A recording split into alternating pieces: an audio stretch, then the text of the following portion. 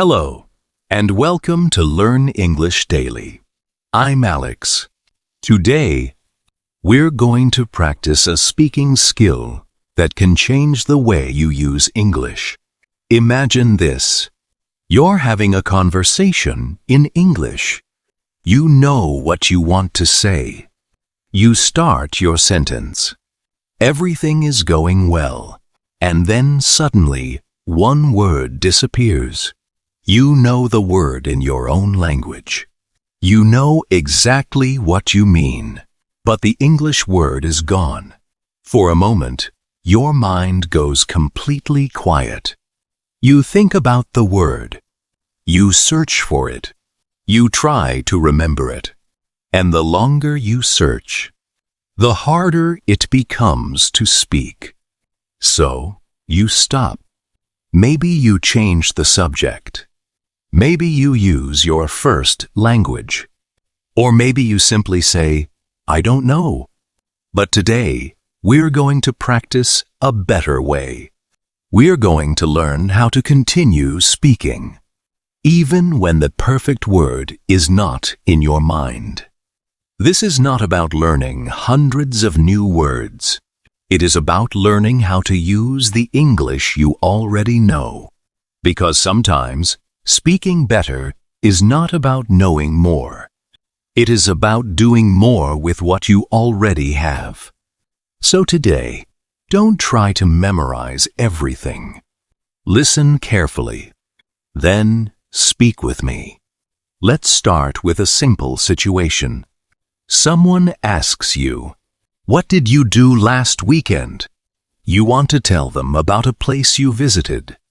You remember the place. You remember what you did there. But you cannot remember the English word for one important thing. What do? You don't have to stop. You can describe it. For example, imagine you forgot the word fountain. You can say, there was a place with water in the middle. Listen again. There was a place with water in the middle. Now you say it. There was a place with water in the middle. Good. Maybe your listener understands. Maybe they ask, do you mean a fountain? And you can say, yes, a fountain. That's it. The conversation continues. You did not need to remember the word immediately. You found another way to communicate.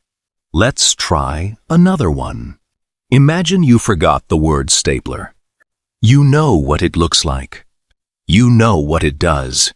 You use it in an office. Instead of becoming silent, you can say, it's a small thing that puts papers together. Listen, it's a small thing that puts papers together. Now, repeat. It's a small thing that puts papers together. Again. It's a small thing that puts papers together. Excellent. Notice what happened. You used simple English. You didn't need a difficult explanation. You used the words you already knew. Small thing, papers, together, puts. Simple words can help you explain surprisingly difficult ideas. And this is one of the most useful habits you can develop as an English speaker. When one word is missing, build a new sentence around it. Let's practice another situation. Imagine you're at a hotel. You want to ask for something in your room. You know what it is, but you cannot remember its name. You can say, can you bring me the thing I use to dry my body? Listen. Can you bring me the thing I use to dry my body? Now, repeat. Can you bring me the thing I use to dry my body? Good. Maybe the person says, do you mean a towel? You say, yes, a towel. Thank you. You found the word. But more importantly, you kept the conversation going. That is the goal. Now, let's practice a second skill. Sometimes you don't need to describe the missing word. You can replace it with an easier word. This is something good speakers do all the time. Maybe you want to say, "The restaurant was extremely crowded," but you forget extremely. Don't stop. Say, "The restaurant was very crowded." Repeat, "The restaurant was very crowded." Good. Maybe you want to say, "I purchased a new phone," but you forget purchased. Say, "I bought a new phone." Repeat, "I bought a new phone." Excellent! Maybe you want to say, "I was exhausted after the trip," but you forget exhausted. Say, "I was very tired after the trip." Repeat, "I was very tired after the trip." Very good. You don't lose your English because you choose an easier word. In fact, simple English is often clearer. You don't need to impress people with difficult vocabulary. You need to make your meaning clear. Let's practice that idea. Listen to this sentence. I don't know the perfect word, so I'll use a simpler one. Now, repeat. I don't know the perfect word, so I'll use a simpler one. Again, I don't know the perfect word, so I'll use a simpler one. Good. This sentence can become a useful reminder during a conversation. Don't wait for perfect English. Choose clear English. Now let's move to another situation. Imagine you're telling a friend about someone you met. You want to tell your friend what this person does, but you forget the word photographer. You can say, "She takes pictures for a living." Listen, she takes pictures for a living. Now, repeat. She takes pictures for a living. Good. You could also say, "She works with a camera." Repeat. She works with a camera. Excellent. You gave the listener enough information to understand your meaning. And sometimes, that's all you need. Let's try another one. You forgot the word vegetarian. You are at a restaurant. The waiter asks what kind of food you eat. You can say, "I don't eat meat." Repeat. I don't eat meat. Good. You don't need the word vegetarian to communicate your choice. Your sentence is simple. Your meaning is clear. Now imagine you forgot the word balcony. You want to describe your apartment. You can say, "My apartment has a small space outside where I can sit." Repeat. My apartment has a small space outside where I can sit. Excellent. Maybe someone tells you, "Oh, you mean a balcony?" You can answer, "Yes, exactly." And now you've learned the word again. This is a natural way to learn. You communicate first, then you learn the missing word, not the other way around. Now let's practice a very useful expression. When you forget a word, you can ask, "What's the word for that?" Listen. What's the word for that? Now repeat. What's the word for that? Again. What's the word for that? Good. Another useful expression is, "What do you call that?" Repeat. What do you call that? Excellent. And one more. How do you say that in English? Your turn. How do you say that in English? Very good. These expressions are useful because they let you ask for help without leaving the conversation. Let's imagine a real conversation. I'll be your friend. You are telling me about your morning. You say, I went to the... What's the word for that? The place where you buy medicine. I say, pharmacy. You say, yes, the pharmacy. That is completely normal. You did not fail. You communicated. You asked. You learnt. And you continued. Now, let's practice the full conversation together. Listen first. Where did you go this morning? I went to the... What's the word for that? The place where you buy medicine? The pharmacy? Yes, the pharmacy. Now we will practice it slowly. Where did you go this morning? Now, I went to the... What's the word for that? The place where you buy medicine? The pharmacy. Yes, the pharmacy. Excellent. Let's try a different situation. You are talking about a movie. You forgot the word director.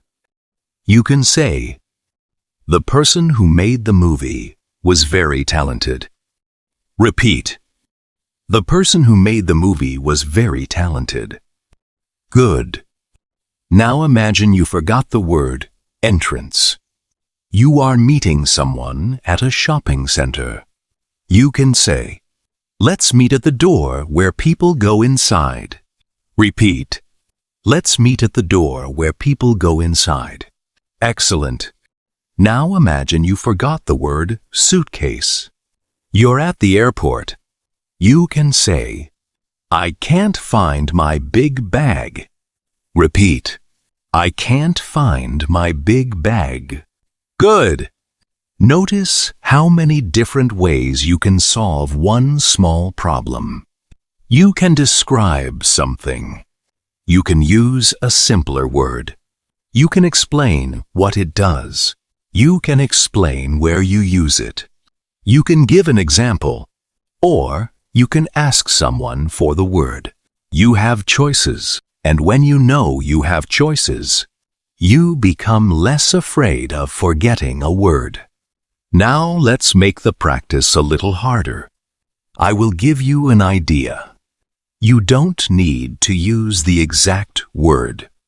You need to communicate the meaning. Ready? You want to describe a microwave. You forgot the word. You can say, it's a machine that heats food very quickly. Repeat. It's a machine that heats food very quickly. Good. Now, a helmet. You forgot the word. You can say, it's something you wear on your head to protect yourself. Repeat. It's something you wear on your head to protect yourself.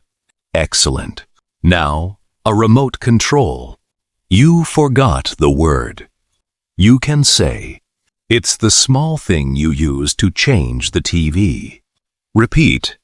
It's the small thing you use to change the TV. Very good. Now a receipt. You forgot the word. You can say, it's the paper that shows what I bought and how much I paid. Repeat. It's the paper that shows what I bought and how much I paid. Excellent.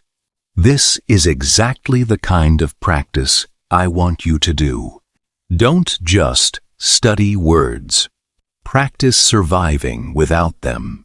Because real conversations are not vocabulary tests. Real conversations are unpredictable. People change the subject. People speak quickly. You forget words. You misunderstand something. You need to explain yourself. And sometimes you have to find a different way to say what you mean. That ability is called flexibility, and flexible English is powerful English. Now, let's practice one more important skill. Don't apologize every time you make a mistake. You don't need to say, sorry, my English is bad. Instead, Keep going. You can say, "Let me explain." Repeat, "Let me explain." Good. Or, "What I mean is." Repeat, "What I mean is." Excellent. Or, "Let me say that another way." Repeat, "Let me say that another way." Very good. These sentences give you time to organize your thoughts. They also help you stay in English. Let's put one into a real conversation. I don't know the exact word. Let me explain. Repeat, I don't know the exact word. Let me explain. Good. Now, what I mean is, it's something I use every morning. Repeat, what I mean is, it's something I use every morning. Excellent. And now, let me say that another way. Your turn. Let me say that another way. Very good. These are conversation tools. Keep them. Use them. Practice them until they feel natural. And now, I want you to remember one final idea before we finish. A missing word is not an emergency. It's just a small problem. And you already have several ways to solve it. Describe it. Simplify it. Give an example. Explain its purpose. Ask for help. Or say the same idea in a different way. The next time a word disappears, don't chase it. Don't stand there silently trying to force your brain to remember it. Keep talking. Use another road. Because your goal is not to prove that you know every English word. Your goal is to make yourself understood. And every time you find a way to communicate, you are practicing real English. Now let's finish with a short challenge. I'll give you 5 words. You don't need to say the word. Instead, describe each one in English. Number 1. Umbrella. Describe it. Number 2. Elevator. Describe it. Number 3. Toothbrush. Describe it. Number 4. Passport. Describe it. Number 5. Fridge. Describe it. Excellent! If you were able to describe even some of them, you were already practicing an important speaking skill. And remember, you don't need perfect English to keep a conversation alive. You need the courage to continue. You need simple words. And you need a few strategies when the perfect word doesn't come. So, the next time you forget a word, don't stop.